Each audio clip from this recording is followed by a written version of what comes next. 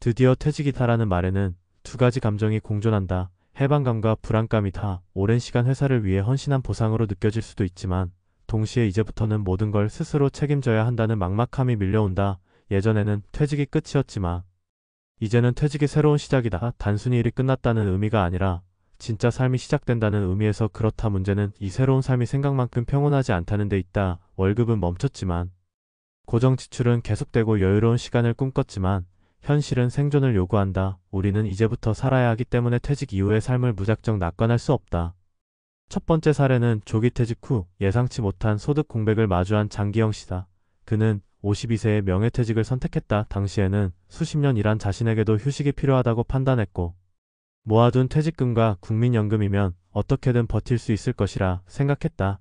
그러나 예상보다 생활비 지출은 컸고 아이들의 학자금과 주택대출 이자까지 겹치면서 퇴직 1년 만에 자산이 급격히 줄어들었다. 그는 급히 구직에 나섰지만 나이와 경력의 한계로 안정적인 일자리를 찾기 어려웠고 결국 마트 야간 진열 아르바이트를 시작했다. 체력적으로도 힘들었지만 가장 큰 고통은 퇴직 후 인생을 즐기리라던 환상이 무너졌다는 데 있었다.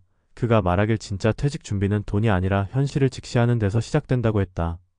두 번째 사례는 은퇴 후 부부 갈등으로 삶이 흔들린 강희정 씨다. 남편이 먼저 퇴직하고 본인은 2년 후 퇴직하면서 이제는 여유롭게 부부가 함께 시간을 보내며 살 수 있겠다는 기대가 있었다. 그러나 함께하는 시간이 길어지면서 오히려 사소한 갈등이 쌓였다. 남편은 집안일에 무관심했고 본인은 그에게 빈둥빈둥 논다는 불만이 커졌다. 반대로 남편은 자신이 사회적으로 소외됐다는 박탈감에 점점 말수가 줄어들었다. 경제적으로는 큰 문제가 없었지만 감정적 고립은 부부관계를 위태롭게 만들었다. 결국 부부 상담을 받으며 갈등을 풀어가는 과정을 거쳤고 이제는 각자의 생활 리듬과 역할을 존중하는 방식으로 삶을 재정비했다.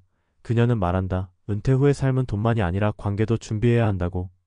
세 번째 사례는 퇴직 후 지역 사회활동을 통해 제2의 인생을 찾은 팍철수 씨의 이야기다. 그는 대기업에서 35년간 근무한 뒤 60세에 은퇴했다. 처음 몇 달은 아침에 일어날 이유도 없어 무기력했고 하루 종일 TV만 보는 날도 많았다. 그러던 중 우연히 동네 복지관에서 노년층 대상 강의를 듣게 됐고 이후 그곳의 봉사 프로그램에 참여하면서 삶의 활력이 생겼다.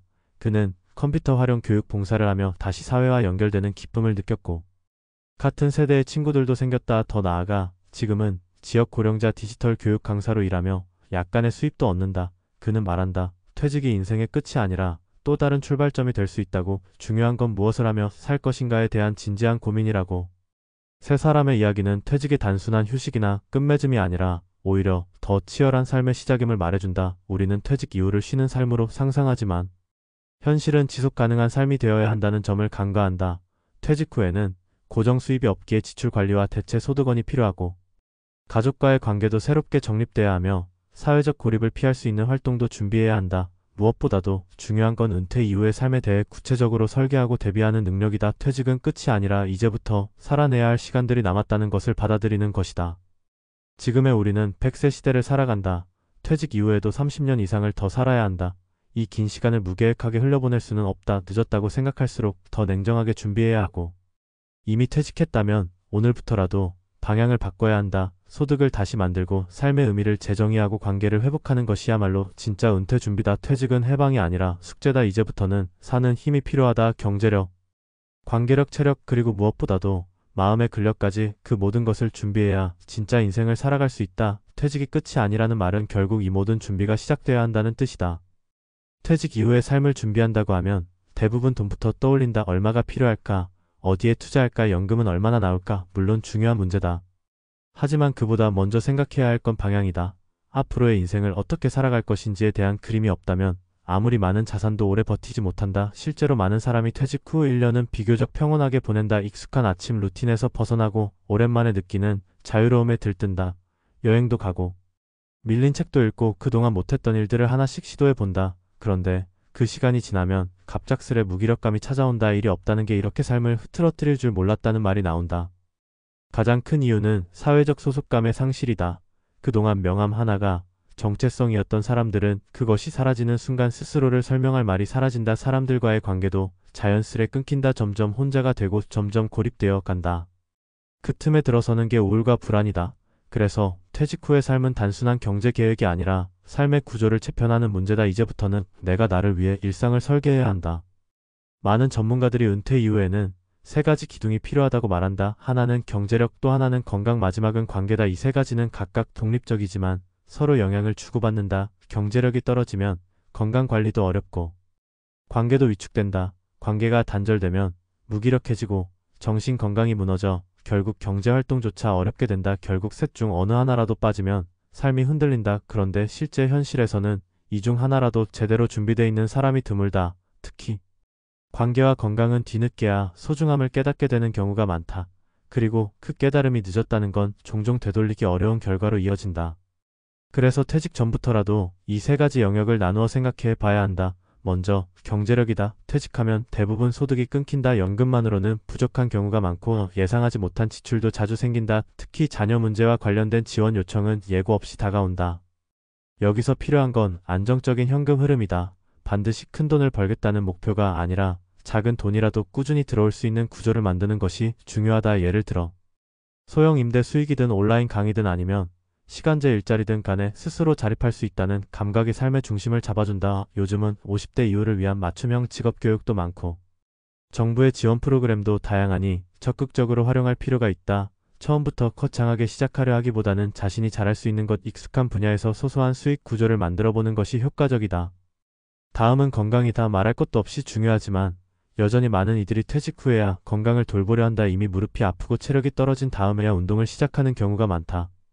그보다는 퇴직 전부터 루틴을 만들어야 한다. 하루에 몇 분이라도 걷고 정기적인 검진을 받는 생활이 필요하다. 그리고 중요한 건 정신 건강이다. 우리는 신체적인 질병은 비교적 잘 관리하면서도 우울과 불안 같은 감정은 무시하거나 숨기기 마련이다. 하지만 실제로 퇴직 후 적응 실패의 상당수는 마음의 문제에서 비롯된다. 이럴 때 필요한 건 단순한 해소가 아니라 꾸준한 교류와 의미 있는 활동이다. 즉 건강은 단순히 병이 없는 상태가 아니라 활동하고 교류할 수 있는 힘이 있는 상태다. 마지막은 관계다. 많은 사람들이 가족만으로 충분하다고 생각한다. 하지만 퇴직 후 가족 간의 거리도 달라진다. 자녀는 바쁘고 배우자와의 생활 리듬도 다르다. 그래서 퇴직 후엔 새로운 관계를 만들어야 한다. 여기서 중요한 건 억지로 얽매이는 관계가 아니라 가볍고 자연스럽게 이어지는 네트워크다. 동호회든 자원봉사든 무언가에 참여하는 것은 단순히 무료한 시간을 채우는 것을 넘어서 삶의 의미를 부여하는 일이다. 실제로 사회적 교류가 활발한 노년층일수록 질병 발생률이 낮고 삶의 만족도가 높다는 연구도 많다. 결국 누구와 함께 어떤 이야기를 나누며 하루를 보내느냐가 인생의 질을 좌우한다. 지금 이 글을 읽는 분이 퇴직을 앞두고 있다면 혹은 이미 퇴직을 경험한 상태라면 꼭 스스로에게 질문해보기 바란다. 지금 나는 무엇을 하며 살고 있는가?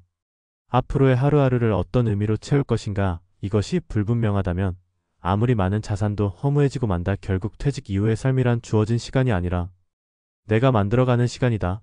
그 시간을 어떻게 채우느냐에 따라 인생의 후반전은 전혀 다른 모양이 된다. 돈만으로는 살 수 없는 가치들이 많다. 시간, 관계, 건강, 자존감, 교류의 기쁨, 이런 것들이 빠진 삶은 결국 버티는 시간이 될 뿐이다. 퇴직이 끝이 아니라는 말은 단지 공포를 주기 위한 경고가 아니다. 오히려 준비된 사람에게는 가장 자유롭고 의미 있는 시간이 될 수 있다는 가능성의 이야기다. 이제부터라도 자신의 삶을 직접 설계하는 훈련을 시작해보자. 내일이 아닌 오늘 하루를 주도적으로 살아가다 보면 어느새 진짜 은퇴는 두렵지 않은 시간이 되어 있을 것이다. 살아야 하기 때문에 우리는 지금부터라도 다시 시작해야 한다. 지금 이 순간이 퇴직 이후의 삶을 새롭게 그릴 가장 좋은 시점이다.